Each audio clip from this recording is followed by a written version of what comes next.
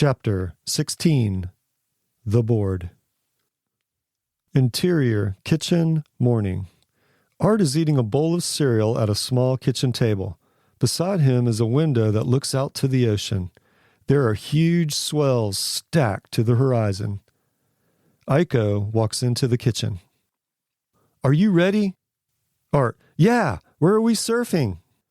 Art looks out the window at the swells lining up like corduroy to the horizon. Art, the swell's cooking! Art shoves the last 3 bites of cereal in his mouth. He gets up from the table and throws the bowl in the sink. Art, talking with his mouth full. Let me grab my board and we're out of here. Aiko, forget about the board. You don't need it. Art, what do you mean I don't need it? It's firing! Aiko, we've got all day to surf. Right now, there's more important things to do. Art looks at Aiko in disbelief. Art, what? After all these times you told me to blow off this and blow off that to go surfing? And now when the waves are cooking, there's more important things to do? Aiko, slightly irritated with a grin. Yup. Art begins to mutter to himself as he follows Aiko out the door. The first big swell of the season, and she says there's more important things to do. I had to make friends with a bunch of surfers who have their priorities all mixed up. All I've heard for the last 7 months is this is the islands, and surfing always comes first. Aiko, with a smirk on her face, pops Art in the back of the head, sending his hair flying in all directions as they walk out the front door. Aiko, quit your whining and get in the car. Art, I'm telling you, the priorities are all screwed up. Not going surfing. Exterior, mountain trail, day. Art, Aiko, and Kimo are walking up a very steep trail. There is green tropical foliage everywhere. The trail runs up the middle of the ridge with only about 10 feet separating each side of the steep mountain. Kimo, we're almost there, right around this corner. A clearing in the foliage produces a magnificent view. They're at an elevation of about 1,500 feet. The view is one of mountainous jungle, square tracts of taro fields, and a giant U-shaped bay. Inside the bay are patches of whitewater. Art, Aiko, and Kimo look out and instantly become mesmerized. Kimo, here it is. This is the spot where you can see the wave work all its magic. Art, unreal. Aiko points to the right-hand side of the bay. Aiko, see that section of whitewater at the tip? Art, yeah. Aiko, that's where the wave starts when it's big and peels for over 200 yards. See that calm area where no whitewater is breaking on the left-hand side? Art strains to find it by looking deeply into the horizon. Art, yeah, I see it. Aiko, that's the safest place to paddle out. It's a very deep channel and never breaks in there. Plus, you can watch the wave peel right in front of you.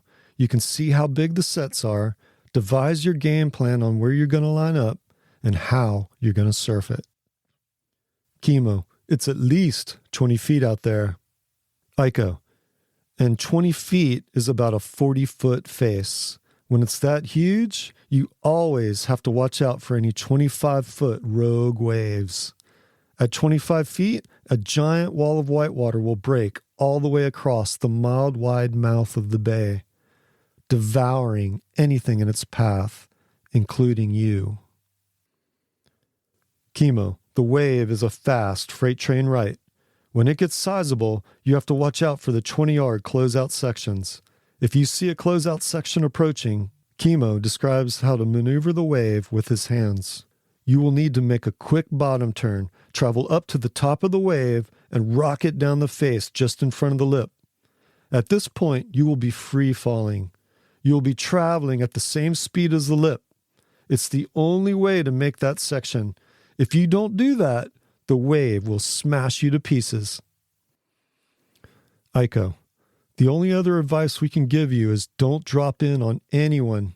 Don't ditch your board unless everyone else ditches their board first. And finally, if you ever start to paddle for a wave, never, and I mean ever, chicken out. It's better to go over the falls on a 20-foot macker, snap your board to pieces, break your leash, black out from almost drowning, and have some grommet save your life, than it is to pull out of a wave. The only way to gain respect on the island is to charge it.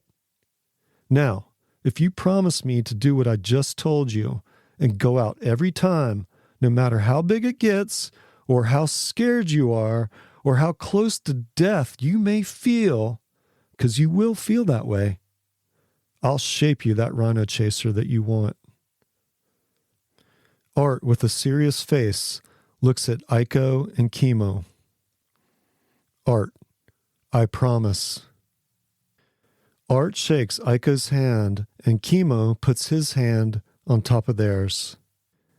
Aiko, all right then, you've got yourself aboard. Dissolve 2, end of chapter 16, The Board.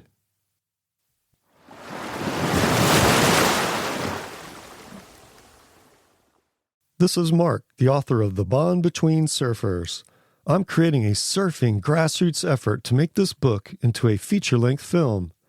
Help support the project by purchasing the book, ebook, or audiobook. All proceeds will go to funding the film.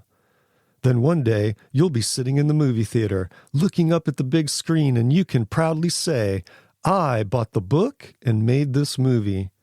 For more info, check out my website, tbbsurf.com. Thanks for your support.